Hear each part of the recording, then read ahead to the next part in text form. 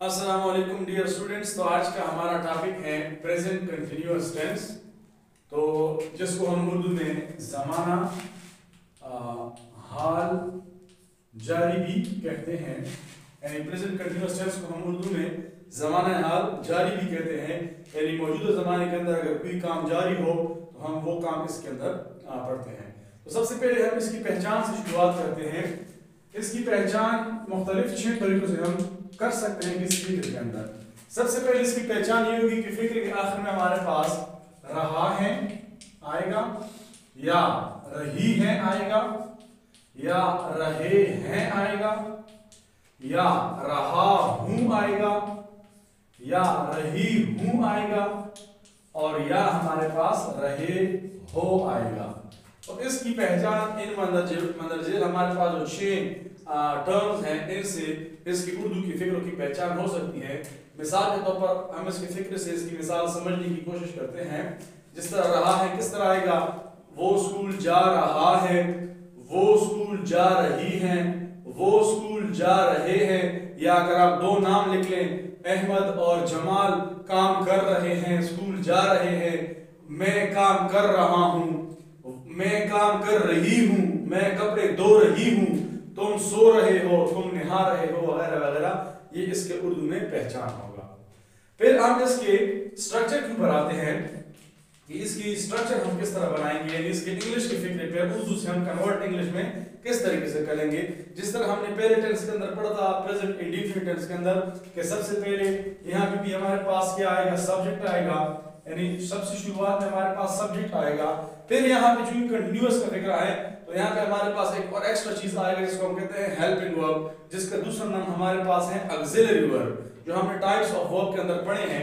तो उसके बाद हमारे पास यहाँ पे आ जाएगा हेल्पिंग वर्ब। हेल्पिंग वर्ब के बाद हमारे पास मेन वर्ब आएगा, यानी असल वर्ब आएगा। और वर्ब की हमारे पास यहाँ पे फर्स्ट फॉर्म लगेगी। फिर जिस तरह पहले वाले टेंस के अंदर भी फर्स्ट फॉर्म लगती थी तो इसके अंदर भी हमारे पास फर्स्ट फॉर्म लगेगी। उसके बाद आईएनजी लगेगा, और आईएनजी के बाद हमारे पास क्या आएगा, ऑब्जेक्ट आएगा। तो इस तरीके से हम प्रेजेंट कंटीन्यूअस टेंस को बनाएंगे। ये इसकी स्ट्रक्चर होगा, यानी subject plus helping verb plus verb की फर्स्ट फॉर्म प्लस आईएनजी और प्लस ऑब्जेक्ट। तो ये हमारे पास प्रेजेंट कंटीन्यूअस टेंस का स्ट्रक्चर हो गया। अब हम कुछ मिसालों से समझते हैं कि ये स्ट्रक्चर इसके ऊपर किस तरह आता है, फिट आता है या नहीं आता। तो सबसे पहले हमारे पास एक फिक्रा है कि मैं खाना खा रहा हूं।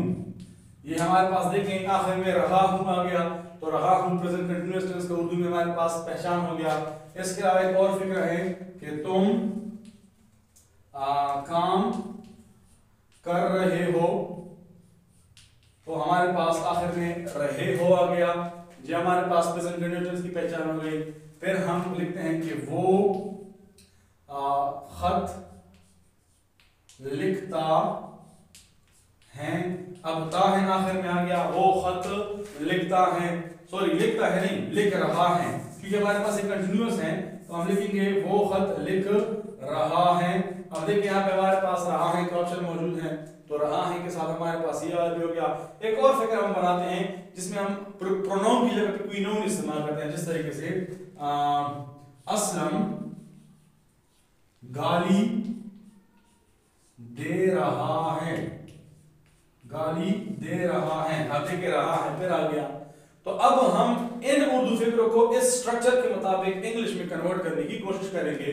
तो सबसे पहले इंग्लिश के अंदर हमारे पास सब्जेक्ट लगेगा, और हमारे पास सब्जेक्ट की जगह पे है हमारे पास आई, तो आई हम सब्जेक्ट की जगह पे लिख लेंगे। फिर हमारे पास हेल्पिंग वर्ब आएगा। Helping verb present continuous tense के अंदर 3 किस्म के आते हैं, इज, एम और आर। इज, एम और आर। एम जो लगेगा वो सिर्फ और सिर्फ आई के साथ लगेगा। आप यहाँ पे पहले ये रूल भी समझे कि हमारे पास जो एम है ये हमारे पास सिर्फ और सिर्फ आई के साथ लगेगा। और फिर हमारे पास जो सेकंड हेल्पिंग वर्ब इस टेंस के अंदर इस्तेमाल होता है वो इज है, और इस किसके साथ इस्तेमाल होगा, ही, शी, इट या सिंगल नेम के साथ ये इस्तेमाल होगा। जिस तरीके से he is, she is, it is, Aslam is या सलमा इज वगैरह वगैरह। और फिर आर किसके साथ इस्तेमाल होगा, आर हमारे पास वी के साथ इस्तेमाल होगा, यू के साथ इस्तेमाल होगा, दे के साथ इस्तेमाल होगा या फिर प्लूरल नेम के साथ इस्तेमाल होगा। जिस तरीके से we are, you are, they are, Aslam and Akram are, Shazia and Salma are, इस तरीके से प्लूरल नेम के साथ और वी, यू और दे के साथ हमारे पास आर लगेगा। तो अब चूंकि हम मैं के बारे में बात कर रहे हैं, जो हमारे पास इसका प्रोनाउन आई होगा, तो सब्जेक्ट की जगह पे हमने आई का इस्तेमाल कर लिया। अब हेल्पिंग वर्ब यहाँ पे आई के साथ क्या लगेगा, एम लगेगा, तो आई एम। और क्या काम है, काना, काना का काम है, तो काने काने को हम कहते हैं ईट। तो आपने वर्ब लगाना है आई एम ईट, और फिर वर्ब के बाद हमारे पास क्या लगेगा, आईएनजी लगेगा, आई एम ईटिंग बन जाएगा। और फिर हमारे पास ऑब्जेक्ट क्या होगा, काना, काने को हम क्या कहते हैं, मील, तो आई एम ईटिंग मील। इस तरीके से हम इस फिक्र को इंग्लिश में कन्वर्ट करेंगे। इसी तरीके से जो दूसरा हमारे पास है, यू का लफ्ज इस्तेमाल हुआ है, तुम के लिए हम यू लिखते हैं, तो यू हमने लिख लिया। फिर है काम कर रहे हो, तो इसके साथ हमारे पास हेल्पिंग वर्ब लगेगा, यू के साथ हम आर लगाएंगे, तो आप लिख लेंगे यू आर। काम करने के लिए वर्क कहते हैं, तो यू आर वर्क। फिर हमने अब वर्ब लगा लिया, वर्ब के साथ हम क्या लगाएंगे, आईएनजी, तो आईएनजी आप लगा देंगे तो बन जाएगा यू आर वर्किंग। अब इसमें ऑब्जेक्ट है ही नहीं, तो ऑब्जेक्ट की जरूरत नहीं है। फिर उसके बाद हमारे पास तो तीसरा एग्जांपल है कि वो खत लिख रहा है। अब वो के लिए हमारे पास पहचाना, मैं आपको कल भी बताया था कि रहा है आखिर में आया है, तो इसका मतलब कि ये ही के लिए इस्तेमाल हुआ है। अगर यहाँ पे रही होता, तो रही है अगर होता, तो यहाँ पे हम शी इस्तेमाल करते। अगर रहे हैं होता, तो फिर हम दे इस्तेमाल करते। लेकिन यहाँ पे रहा है, तो हम क्या करेंगे, ही इस्तेमाल करेंगे। तो हमने ही को इस्तेमाल कर लिया। अब ही के साथ हमने क्या लगाना है, हेल्पिंग वर्ब। ही के साथ क्या लगेगा, इज लगेगा, तो ही इज। फिर क्या काम है, खत लिखने का, तो लिखने के लिए हमारे पास इस्तेमाल होता है राइट।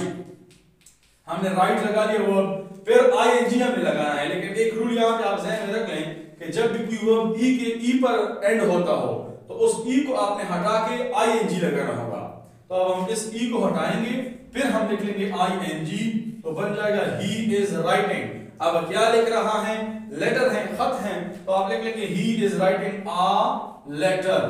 तो हमारे पास ये वाला फिगर भी बन गया। उसके बाद हमारे पास है असलम गाली दे रहा है। अब यहाँ पे प्रोनाउन इस्तेमाल हुआ है, नहीं हुआ है, सब्जेक्ट की जगह पे हमारे पास सिंपल नाउन है, तो असलम को हम असलम ही लिखेंगे। तो असलम हमने सब्जेक्ट की जगह पे लिख लिया। अब हेल्पिंग वर्ब क्या इस्तेमाल करेंगे, असलम हमारे पास सिंगल नेम है। यहाँ पे आप रूल लेकर के आए हैं कि सिंगल नेम के साथ हम क्या लगाएंगे, इज लगाएंगे। तो हम लिखेंगे असलम इज। गाली देने को हम कहते हैं अब्यूज, तो हम लिखेंगे असलम इज अब्यूज। अब अब्यूज के बाद हमने वर्ब तो लगा लिया, वर्ब के साथ हम क्या लगाएंगे, आईएनजी। तो इस ई को हटा के हम आईएनजी लिख लेंगे, तो बन जाएगा असलम इज अब्यूजिंग, असलम गाली दे रहा है।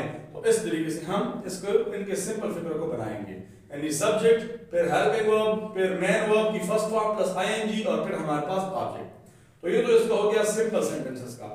अब हम सीखेंगे कि इसको हम नेगेटिव कैसे बनाएंगे। तो नेगेटिव बनाने का हमारे पास इसका आसान तरीका है।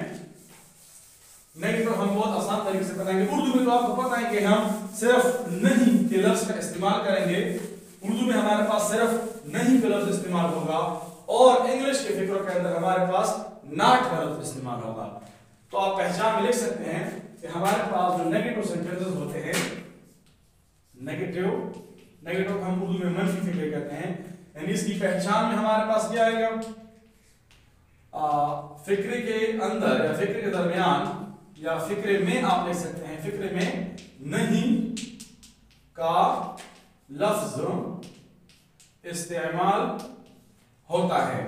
तो उर्दू में तो उसकी पहचान बहुत ही आसान है, बाकी तो वही फिक्र होगा, रहा है, रही है वगैरह आखिर में होंगे। लेकिन फिक्र के दरमियान हमारे पास नहीं का लफ्ज इस्तेमाल होगा।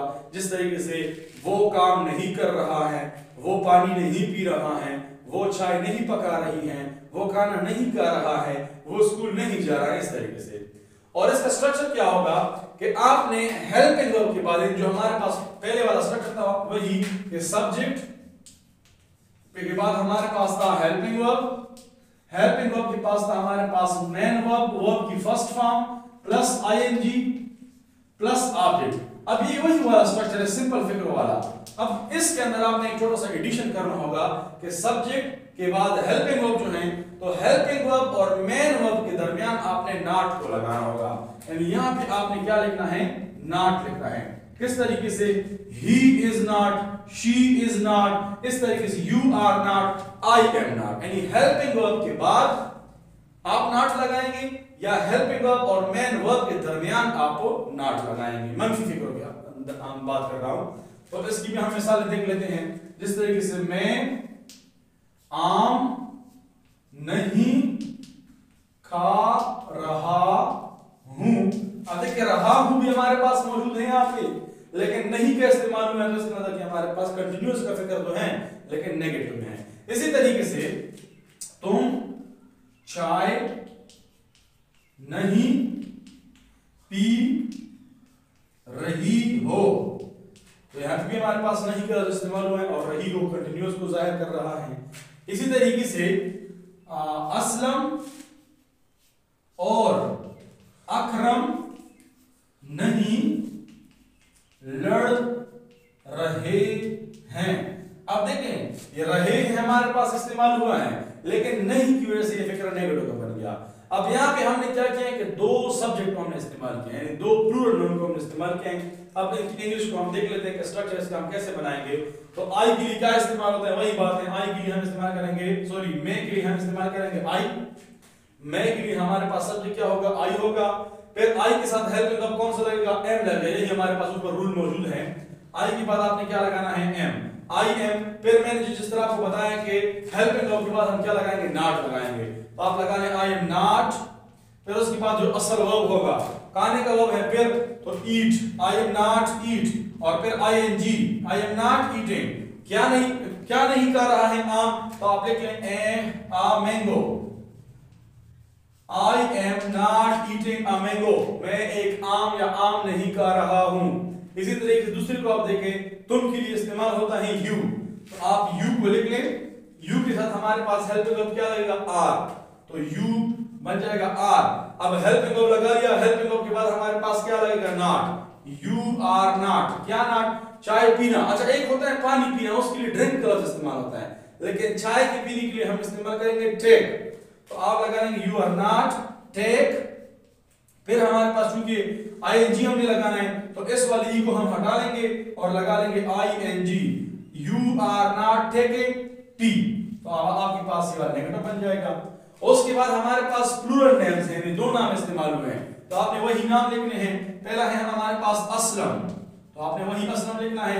फिर और के लिए हम एंड इस्तेमाल करते हैं, असलम एंड, फिर अकरम, असलम एंड अकरम। अब हमारे पास दो नाम हो गए, तो अगर जब दो नाम हो जाए, प्लूरल नेम बन जाए, तो फिर भी आपने आर का लफ्ज इस्तेमाल करना होगा। तो असलम एंड अकरम, फिर आप लगा लेंगे आर। अब हेल्पिंग वर्ब के बाद हमने नॉट लगाना है, आर नॉट।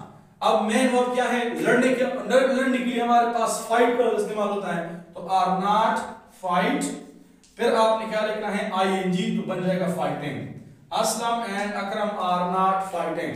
तो इस तरीके से आपने हेल्पिंग वर्ब के बाद नॉट को इस्तेमाल करना है, बाकी वही स्ट्रक्चर होगा, आसान से इसका फिक्र बन जाएगा।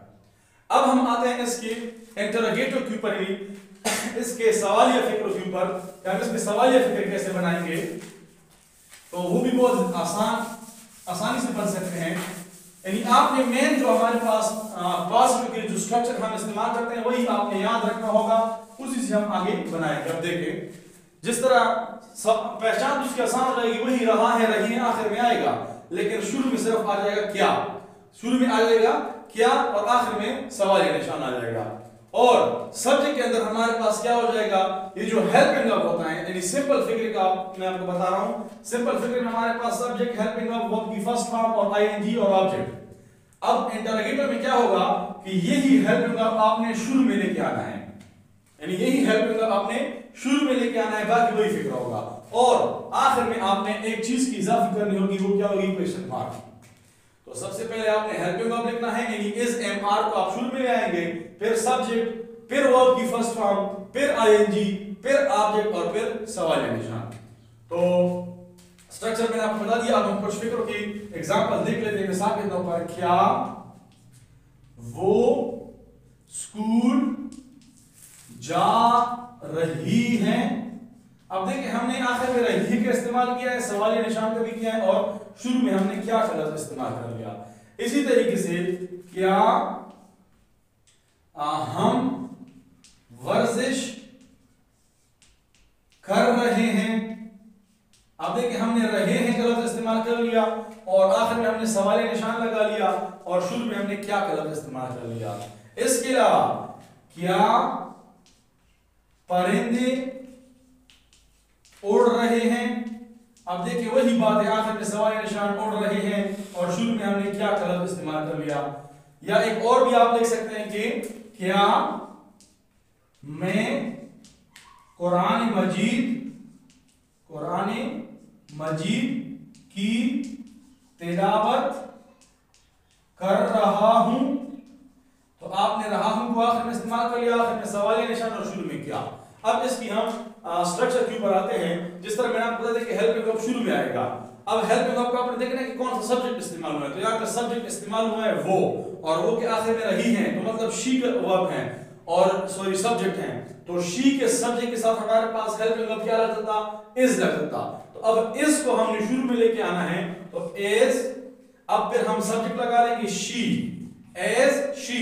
अब सब्जेक्ट के बाद हमारे पास वर्ब की फर्स्ट फॉर्म आएगी क्योंकि हेल्पिंग वर्ब तो शुरू में आ जाएगा। अब वर्ब की फर्स्ट फॉर्म यहाँ पे क्या होगी, जाने के लिए हमारे पास गो होता है तो लिख लेंगे एज शी गो। अब फिर उसके बाद वर्ब की first ING, as she ING लगा लेंगे तो गोइंग बन जाएगा। टू और ऑब्जेक्ट हमारे पास क्या है, स्कूल। तो as she going to school और आखिर में क्वेश्चन मार्क। इसी तरीके से जो हमारे पास सेकंड एग्जांपल है, हम के लिए हमारे पास इस्तेमाल होता है वी और वी के साथ हेल्पिंग वर्ब लगता है आर। तो इसका मतलब आर हम शुरू में ले आएंगे तो हम लिख लेंगे आर, फिर उसके बाद सब्जेक्ट लगा लेंगे वी। अब हमारे पास वर्ब क्या है, वर्जिश करना। तो वर्जिश करने के लिए भी टेकिंग का लफ्ज इस्तेमाल होगा यानी टेक। तो आप लिख लेंगे वर्ब टेक और आखिर में आईएनजी लगा लेंगे तो बन जाएगा टेकिंग। आर वी टेकिंग क्या, एक्सरसाइज। तो हम बना लेंगे आर वी टेकिंग एक्सरसाइज।